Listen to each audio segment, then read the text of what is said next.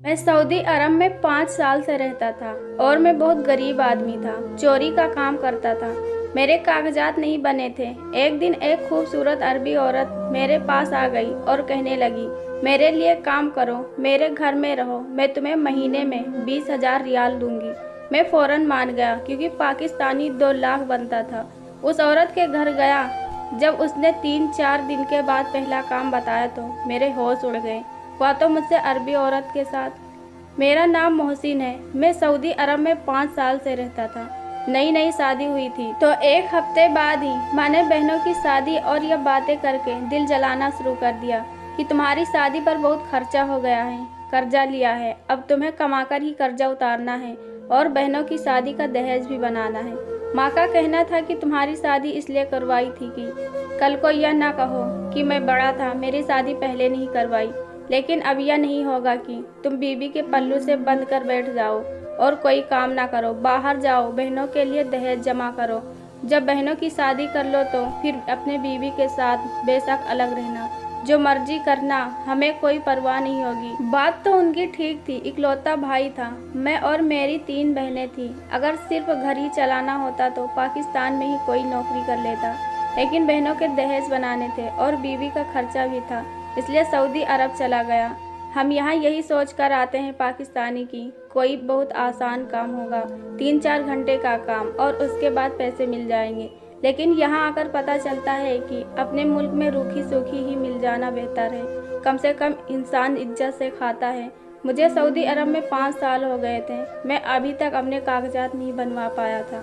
मेरे पास इतने पैसे ही नहीं जमा हो पाते थे। जो पैसे थोड़े बहुत जमा होते वह घर भेज दिया करता।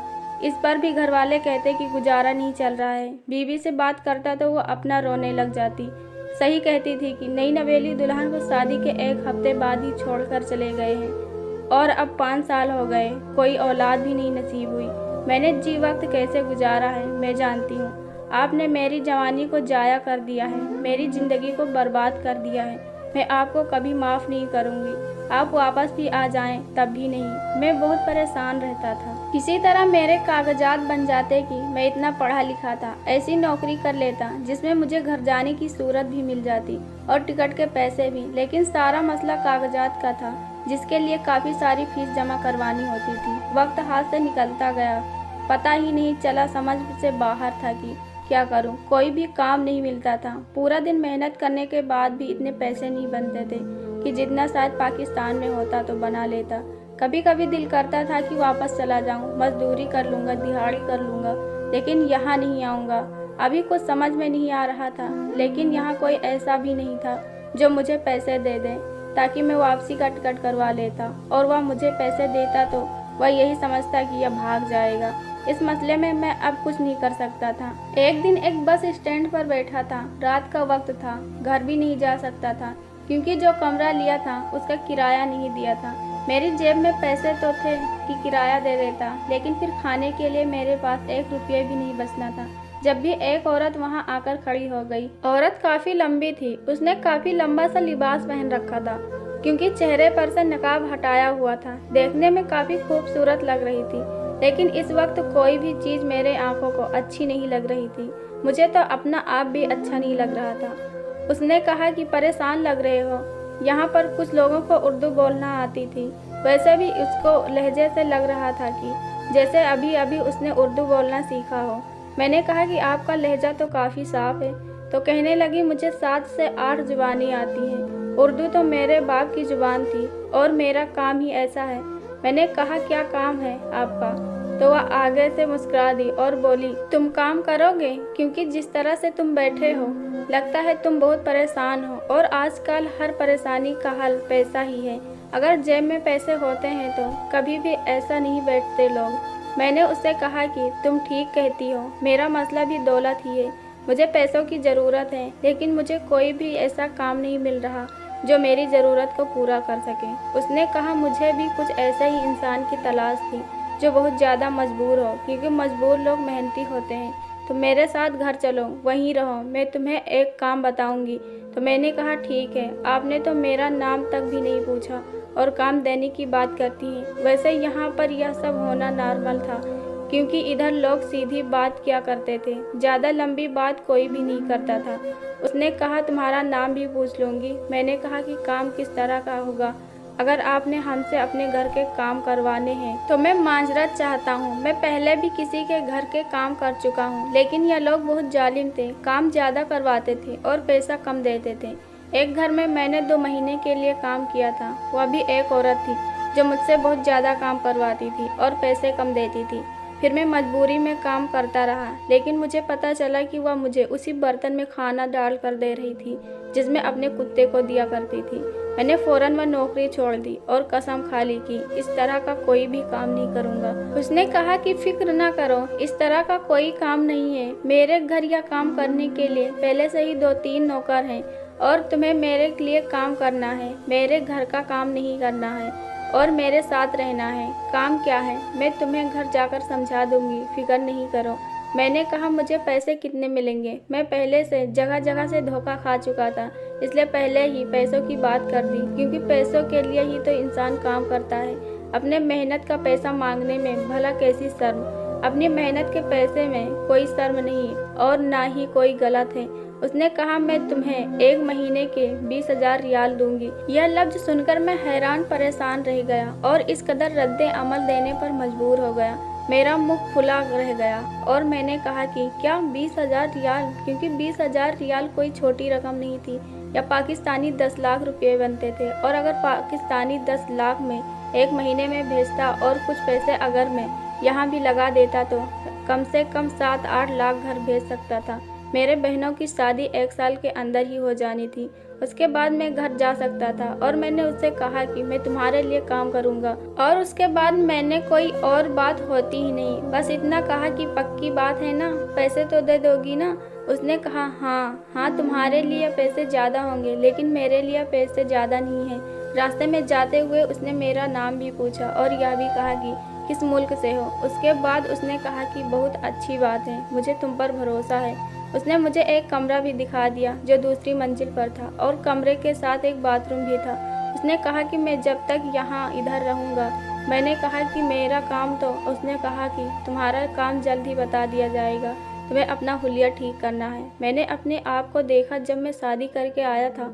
उस वक्त मेरी उम्र सिर्फ 22 साल थी। अभी भी मेरी उम्र कुछ ज़्यादा नहीं थी, मैं 27 साल का था और 27 साल नौजवान एकदम जवानी में होता है। लेकिन टेंशन में मेरी हालत ऐसी बना दी थी कि जैसे मैं 30 साल के ऊपर का आदमी बन चुका था। लोग अपना ख्याल भी रखते हैं जो मैंने नहीं रखा था, लेकिन टेंशन से ही इंसान खराब होता है। उसने कहा तुम्हें अपना हुलिया और सेहत दुरुस्त करनी होगी, अपना हुलिया भी बेहतर बनाना होगा, तुम्हें बहुत ज़्यादा खूबसूरत और अच्छा नज़र आना होगा, क्योंकि यह काम ही ऐसा है। दिमाग में मैं सोचने लगा किसी ज़रूर कोई पब्लिक डीलिंग का काम होगा। उसके लिए तो वाकई इंसान को बिल्कुल ठीक ठाक होना चाहिए, बिल्कुल टिप टाप होना चाहिए, क्योंकि इंसान की शख्सियत कभी कभी उसके अल्फाज से पहले बोल पड़ती है। मैंने कहा ठीक है, जैसा आप कहेंगे वैसा ही करूँगा। जो इंसान आपको महीने का 10 लाख दे रहा हो, अगर वह यह कहे कि एक टांग पर खड़े हो जाओ, तो आप बेशक एक टांग पर खड़े हो जाएंगे। 5 साल में मुझे पहली दफ़ा सुकून की नींद आई। बिस्तर भी बहुत साफ, वरना तो 8 लोग हम एक कमरे में 8 लोग कैसे सोते थे या तो हम ही जानते हैं। और दिमाग में कोई टेंशन भी नहीं थी। जब से उसने पैसों के बारे में बताया था, मैं तो उसी के बारे में सोच रहा था। इतने सारे पैसों में तो मेरे सारे मसले हल हो जाते थे। मैं 6-7 महीनों बाद अपनी बीवी से भी मिलने जा सकता था। लेकिन मैंने इसके बारे में उन लोगों से कुछ नहीं कहा कि पैसे आ जाएंगे तो भेज दूंगा और कहूँगा कि कोई अच्छी नौकरी लग गई है। वे लोग यह बात खुद ही समझ जाएंगे। मेरी बीवी को दौलत से कोई मकसद नहीं था, वह बस कह रही थी कि आप वापस आ जाएंगे। पता नहीं मेरे घर वाले उसके साथ क्या सलूक करते थे। वह कुछ बताती भी नहीं थी और मेरे पास भी पैसे नहीं होते थे कि बार बार उसे फ़ोन कर सकूं। यहाँ से कॉल बहुत महंगी पड़ती थी। अगले दिन मुझे सुबह सुबह ही जगा दिया गया। नींद अच्छी आई थी, इसलिए नींद पूरी हो गई। उस औरत ने मुझे एक शख्स से मिलवाया जिसने कहा कि आज से मैं आपका ट्रेनर हूँ, आपको ट्रेन करूँगा। मैंने कहा किस बात के लिए ट्रेन करोगे?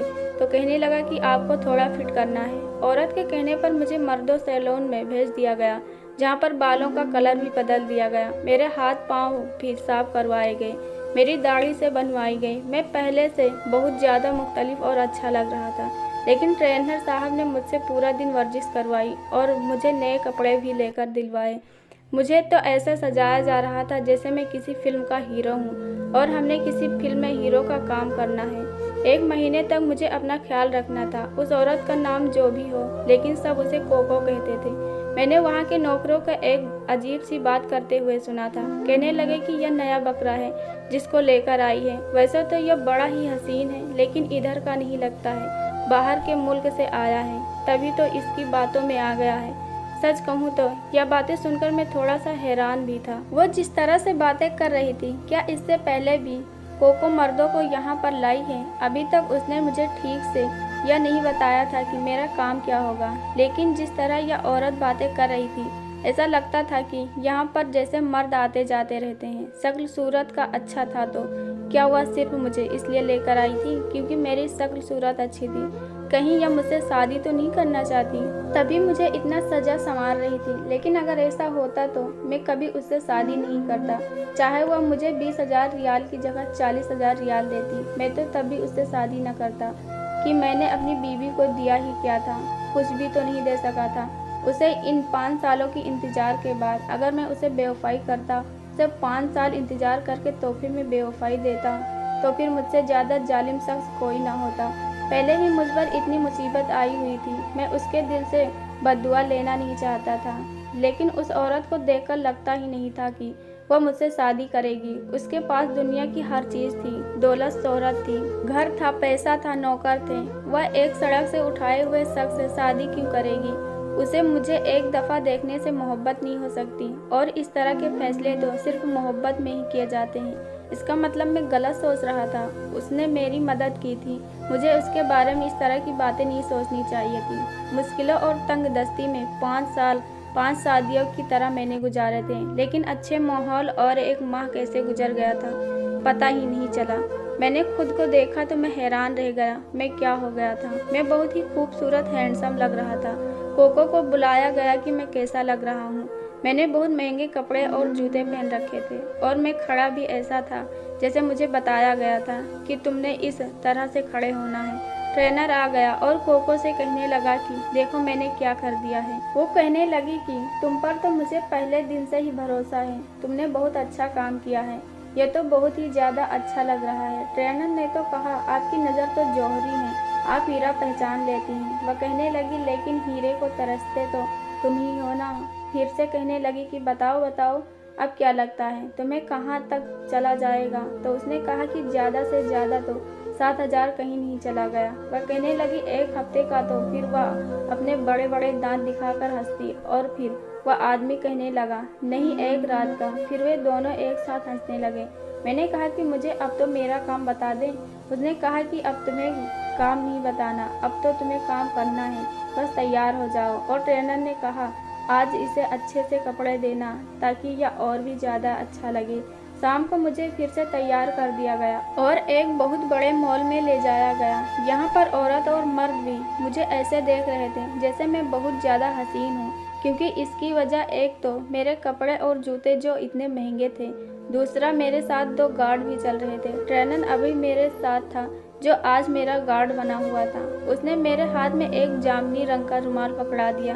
मैंने कहा कि यह क्या है? तो उसने कहा कि तुम्हें हाथ में पकड़ना है और उसे पकड़ कर रखना है कि सब लोग इसे देखें। मैंने कहा कि यह सब क्या है, क्या यही मेरा काम है?